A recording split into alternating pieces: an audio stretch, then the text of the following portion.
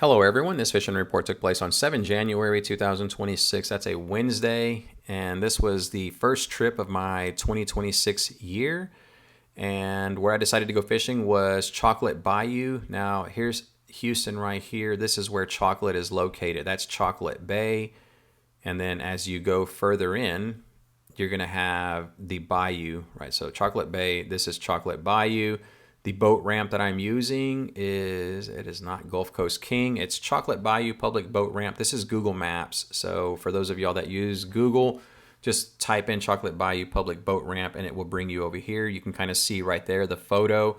Lots of bank fishermen come out here, and normally they're going to be fishing right over here and then right over here. This is a public boat ramp. Plenty of parking all over the place right over here. Can we go down to street level? No, that's the bridge. That's where kayakers like to launch. It's kind of like a beach area. Let's see. Oh, sweet. Nope, it's the bridge again. So right underneath us, that's a little bit of the boat ramp right there, or the dock area. But anyhow, let's go ahead and go back to this view, and there we are. Plenty of parking. It is 2 lanes for the ramp. It is paved now. It is a very cramped boat ramp. So if you got a skiff or a john boat that you're trying to launch in this area and there's already one over here docked so that they can go park their truck or whatever the case may be, it's kind of hard to reverse and then go out head first. So, I mean, just use your imagination on how you want to do it without bumping somebody else's boat, especially those who have fiberglass boats that are the latest and greatest that cost tons of money.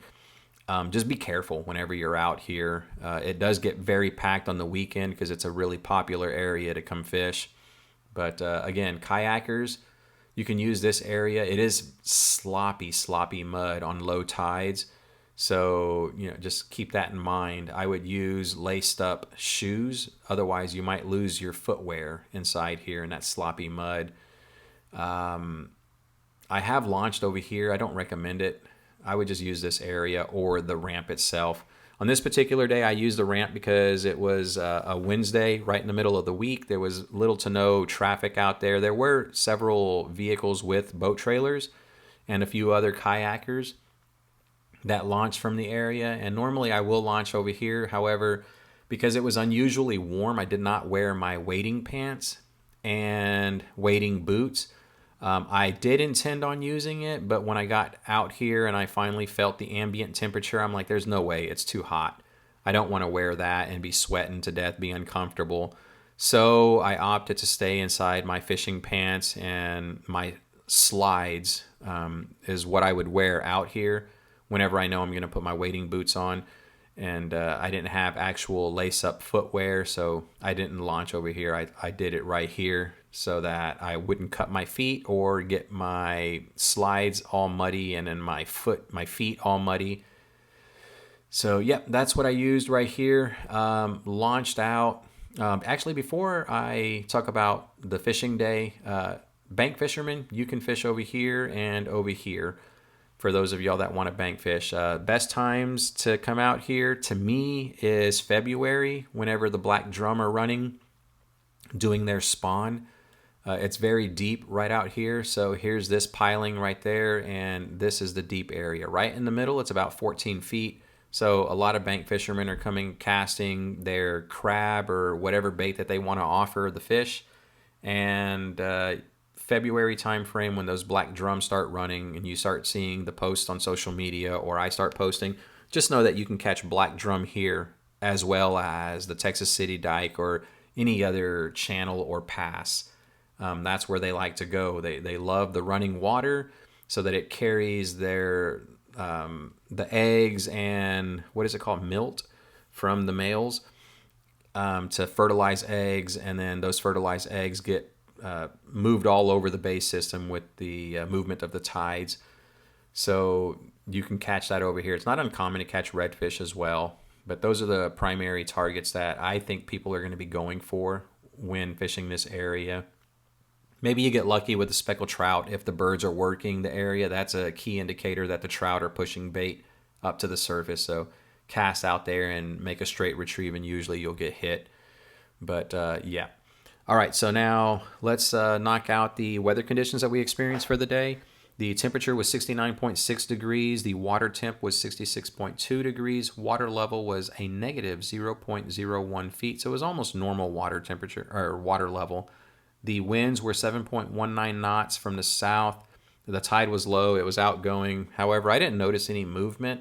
What I like to do is get out into the middle of the bayou, stop the motor, and then see which way it's going to drag me. Either I'm going to be going out with the tide or coming in with the tide. When I did that, the kayak wasn't moving at all. So we were like right at the bottom of a low tide, and there was really no movement whatsoever.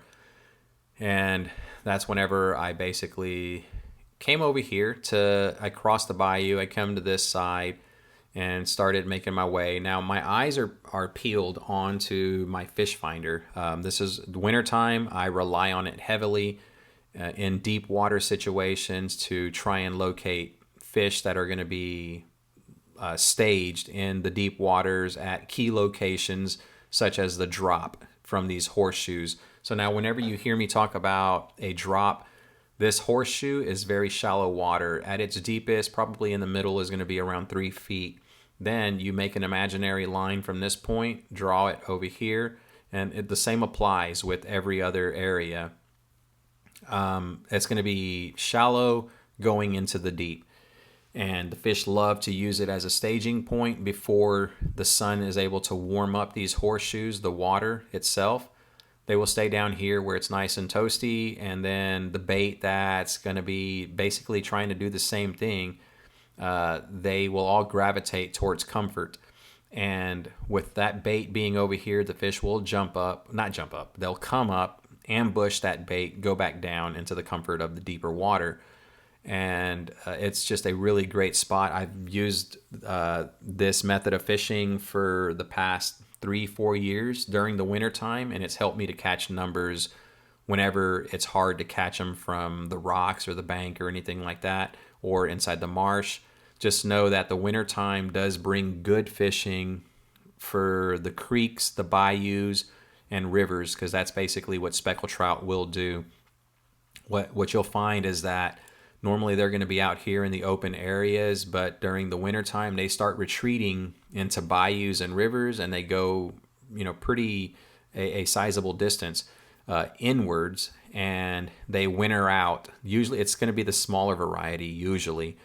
The bigger fish, the bigger trout will often move out into the Gulf, and they'll spend their winters out here in the Gulf waters, and then they come back in. The springtime, around April time frame, is when you can usually catch some of those big fat Gulf trout. That's what I like to call them. I don't know what that's their actual terminology, but I call them that because they go out, spend the winter in the Gulf. They come back super fat. Some of them can be short, like 20 inches, but they look super darn fat and healthy. So that's one variety of trout that comes out here for the winter. The other variety will stay inshore. You can still catch them in the bays. However, a lot of the numbers are going to push inwards into creeks and rivers, and that's what I try to take advantage of. And some of them are going to be right there at keeper size as well, and that's what I'm looking for over here at the drops. And this is the drop again. So what y'all see me do in the video is zigzag my kayak at the start of it, and all I'm doing is scanning the bottom. I'll come to the shallow water, then I'll go off, and then you see it go from 3 feet all the way down to 8 or 10, somewhere around there, and then I just repeat. But I wasn't seeing anything, y'all. The bait was out there. There's a lot of like bait fish, and my guess it's going to be like your typical mullet, maybe some other style of bait fish that's going to be out there as well. And then I saw what looked like shrimp, but I couldn't 100% ID it. It's got to be shrimp, because there's no way that jellyfish are going to be jumping at the surface. They were scared of the kayak, and they would like try to jump out of the way. What was crazy is that the birds were not feeding.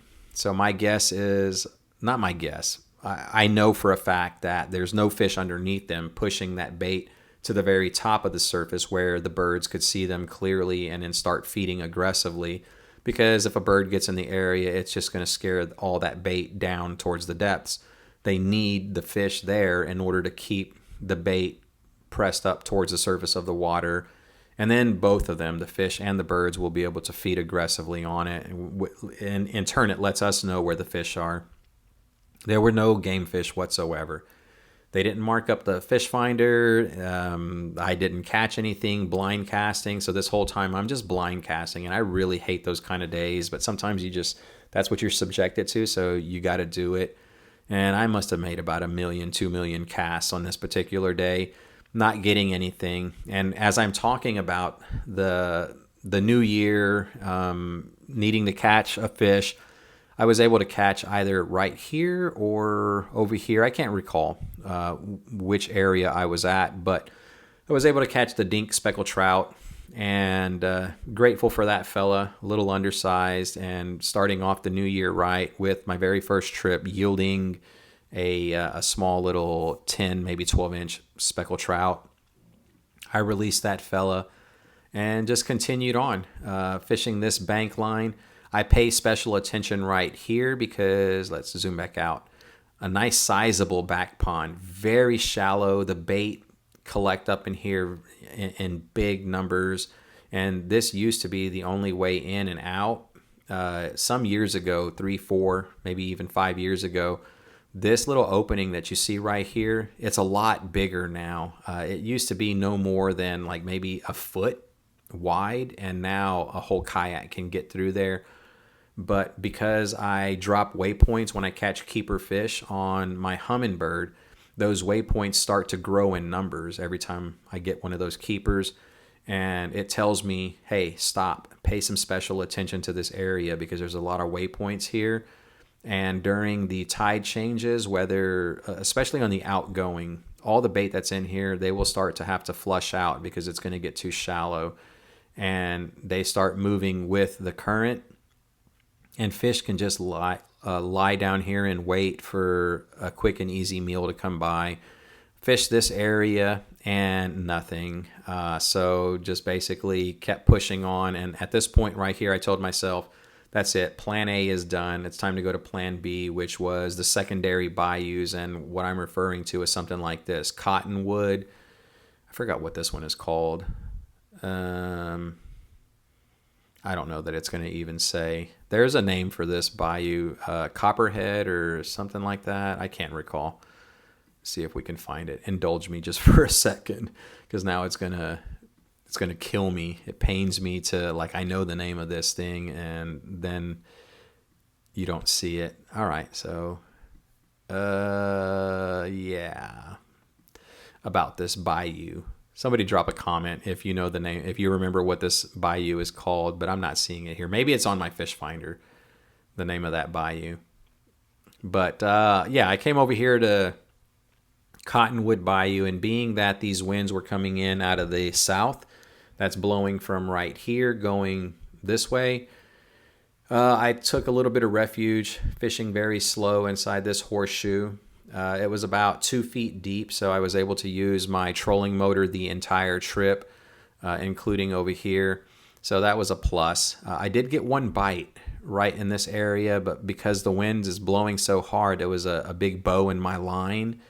And the bait caster, it's not the best of fishing reels. I certainly like it because I can cast it a mile whenever there is no wind, or in like with the wind. But what I don't like about it is, even with the best of thumb control, like I'm being a pro and I'm using my thumb control, like I'm conscious about it, I will still get the occasional backlash, whether it's with the wind, into the wind. So you kind of got to lob your lure with the cast sometimes. And it's just aggravating, especially on high wind days like this, because I backlash so many times. It's just absolutely ridiculous. So a $400 fishing reel, to me, it should have a better braking system. But that's just my opinion. I'm not saying buy this thing or don't buy it. y'all will be able to formulate your own decisions on something like that. It's a pretty reel.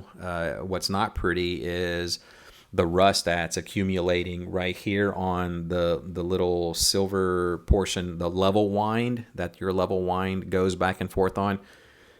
They should use something that's a little bit more quality so that rust doesn't collect. I mean, I've got lues which are $100 cheaper, and they show no signs of corrosion or anything like that. They have a better braking system.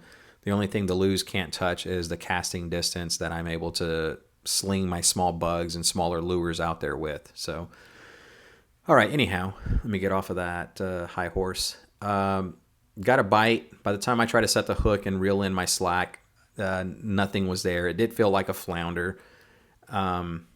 But yeah, I just continued on. At this point, there were pelicans diving down on the surface of the water. They would crash on the water trying to collect as much bait as they possibly could with an open mouth. And it's just very puzzling because all the bait's there, the fish aren't. Didn't scan any fish over here inside the main bayou whenever I was using the hummingbird. And so I was like, yeah, let's go into the secondary bayou and some of the shallower areas. And so that's what I did. I basically followed through over here.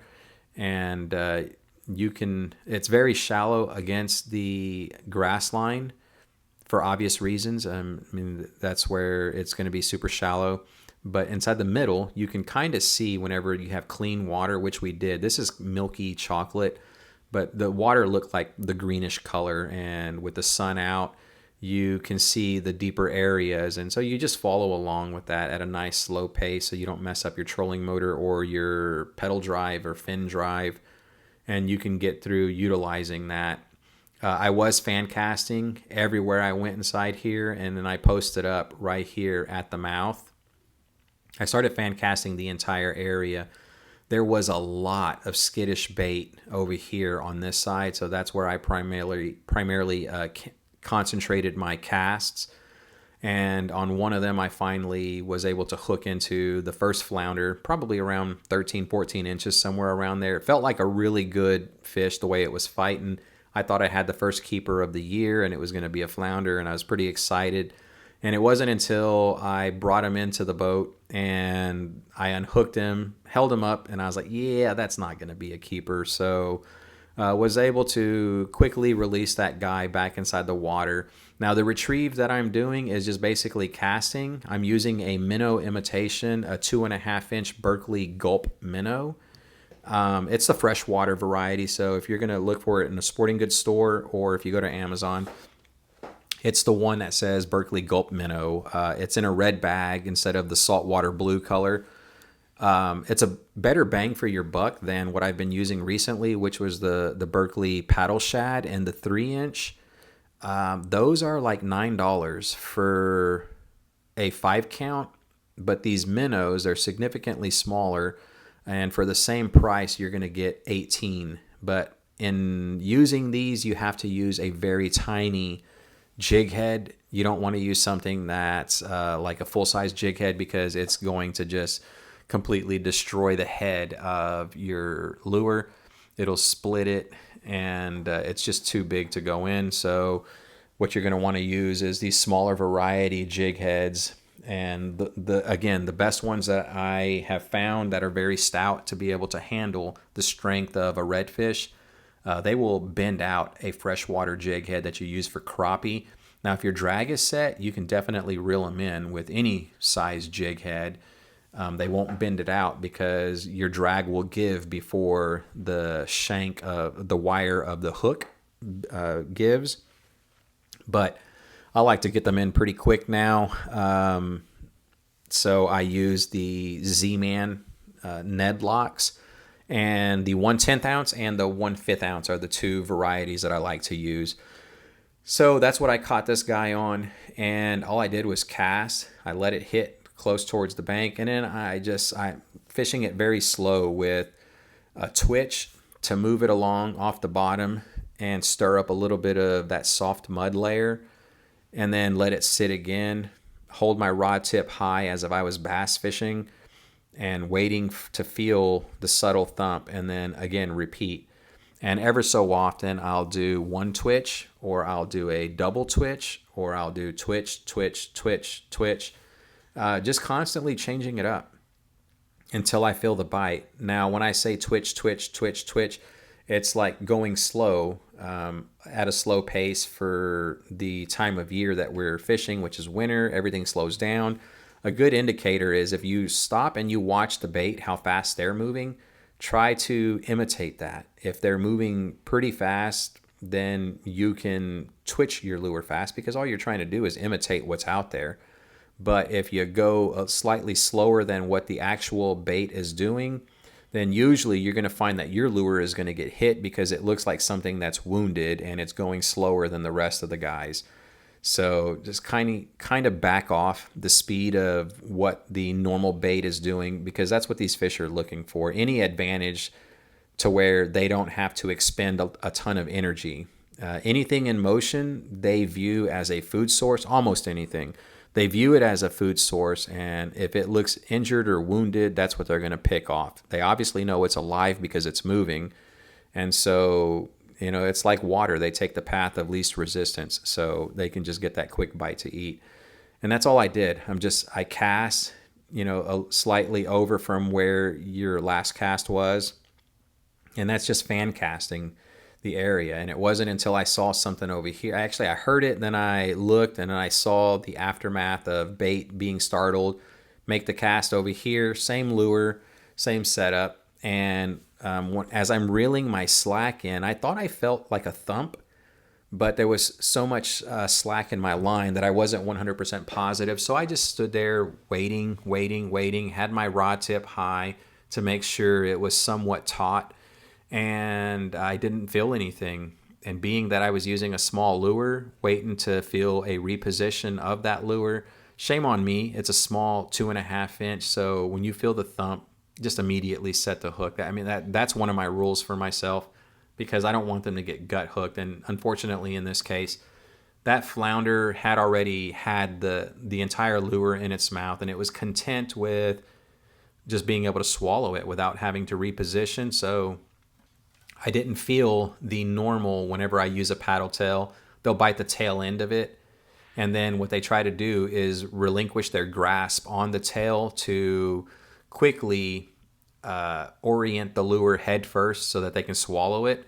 And when I feel that, it lets me know, when they do it 2 or 3 times to a 4-inch like Hoagie Swimmin' Jack paddle tail that I love to use, I know to give them a little bit of time to be able to reposition that and then set the hook. But that's not the case with a tiny 2.5 inch small little minnow and a tiny little jig head. The fella already had it in its mouth. And so there I am waiting. And then eventually I'm like, thinking to myself, I could possibly be inside a pothole, because there's a lot of them out there. And as you're twitching your lure along that bottom, it'll go into these potholes. And then when you try to twitch again, what happens is you get stuck in the soft mud of the pothole, and it puts tension on your line. You might think that you got a bite, but you're unsure. So what you do is hold your rod tip high and then ever so slightly start applying tension and the occasional twitch of your wrist to shimmy it free. And if it is a pothole, it will come free. And you just know that you were in the mud. And the telltale sign is your jig head, the weight portion, will have soft mud on it. And you're like, yep, that was a pothole. Well, that wasn't the case with this, because as I was raising my rod tip high in the air and slowly shimmying with a little bit of tension, ever so slightly, more and more, eventually it made the flounder uncomfortable. And so he moved, started going in this direction. I'm like, yep, that's a flounder. And so I waited a little bit more to see if it was possibly going to reposition. And by the time that I come to and realize that, all right, I've got to set the hook because this guy's probably got it in his mouth. So I'm very conscious of that possibly already have taken place or happening. And so I'm like, I'm just going to lightly set the hook because I didn't want the hook barb to penetrate through the fish's throat lining, the tissue. And so it poked him enough to be able to bring him in. And sure enough, whenever I looked at it, I finally got the fish grip in its mouth and took a look, and I'm like, yep, it's in his throat. And so, thank goodness I have forceps. It's the main reason why I keep them. I don't like using pliers because most pliers, the heads on them are they're just big. They're big, they're clunky. When you stick that inside a fish's mouth, chances are you're going to do a lot of damage to them. The bigger the fish is, the easier it is to be able to use pliers, but forceps will get the job done for inshore fishing. So highly recommend using them. It will save a lot of fish. And on this particular flounder, I was able to lock down on the hook itself, push inwards, and then manipulate the hook to, well, actually the flounder did the work, but whenever I locked down on the shank of the hook, the flounder happened to start it kicking, and my guess is because I slightly set the hook point barely penetrated without going through to the barb and really like hooking the fish deeply with his like flopping around. He was able to get himself off the hook free, and was able to release that guy with no issue whatsoever. Swam away hard. There was really no bleeding or anything like that. So kind of grateful for that. It was 2 flounder. This one was a little bit smaller than the first one. And I'm like, okay, hopefully we're going to be able to catch another one. But no matter how much I fan casted in the area, regardless of the bait being spooked, which is a telltale sign that something is spooking them, I didn't catch any more fish right over here. I even fished this side over here. I fished the point or the mouth right here. And I didn't get anything, y'all. So I decided to turn my attention to Cottonwood Bayou. I'm blind casting, moving at the speed of like half a mile an hour to 1 mile an hour, the wind at my back. But yeah, there was absolutely nothing. I did see some small, like 1.5 to 2 foot long alligator gar back here, but I don't like catching those guys. They got too much teeth and they thrash all over the place. So I just opted to not even cast at them. And so continued going this way. And this is the furthest that I've ever been in Cottonwood Bayou. And this is basically where I stopped right here. It's because I smelled the most rancid, like dead thing out here. There were quite a few vultures circling in the air, and I just told myself I don't want any part of what's going on over here. Maybe there's going to be coyotes or some other nastiness feeding off of this. And if you've been back here, you know what I'm saying. It looks like anything could walk up to the water's edge and have fun with you. I do know that there are alligators in this area as well. I've seen the babies, and wherever the babies are, the mamas and papas have got to be in the areas too. And being that it was unusually warm weather, I'm like, I started thinking honestly, am I going to run into an alligator basking on the bank this time of year? Because we haven't truly had really, really deep cold set in yet. So normally alligators will go into hibernation, and you can see their mounds that they build. They build like these nests whenever, actually those nests are for incubating their eggs. Anyhow, I was really worried possibly seeing an alligator, and then being that something was dead over here, it stank to you know what. I'm like, I don't want any part of that, any part of any wildlife feeding aggressively on them. So I just hightailed it out of here. Went back to the main portion of Cottonwood Bayou, going towards the mouth. And at this point in time, those winds, they picked up from 7 knots all the way towards 11 and 12 from the south. And so to put that into perspective, for every 7 knots that you have, that's going to be 8 miles an hour. So once you hit 7, then it's an extra, I don't know how to explain it. It's just 8 miles an hour at 7 knots. And then when you hit 14 knots, that's going to be 16 miles an hour. So for every 7 knots, you're going to gain 1 mile per hour if you were doing miles per hour. Hopefully that makes sense. I'm just trying to explain how to convert the knots over to miles per hour. But either way, 12 knot winds from the south. I'm heading straight into it. It was horrible.